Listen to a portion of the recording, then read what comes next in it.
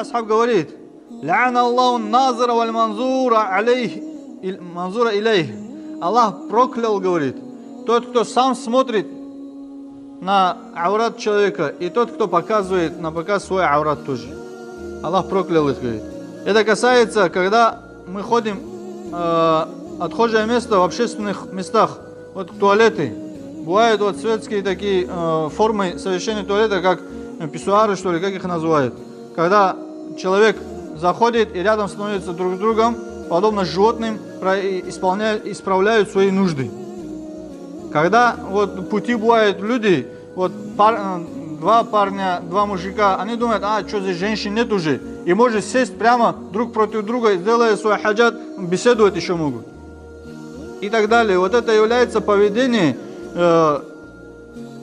людей, которых Аллах Та'аля проклял. Поэтому, будучи даже мужчины, они должны ограждаться друг от друга, чтобы не видели в это время. Ан Наби, от пророка, саллаллаху алейхи вассалям, говорит: «Ла яхиллу ля ахадин ан ядхуля хамама илля би мазари». Недозволено входить в баню, место, где купаются, без прикрытия своего аурата. Это в общественных местах, как сегодня распространено, молодые люди собираются, ходят в сауну отдыхать, чтобы купаться, бассейн, там парилка и так далее. И тут они проявляют вот такое невежество, обнажая свои аурат друг перед другом. И посланник Аллаха, саллаллаху алейхи ва саллям, предупреждает верующих людей: если мы верующие, то мы не должны подобным образом проявлять свое невежество.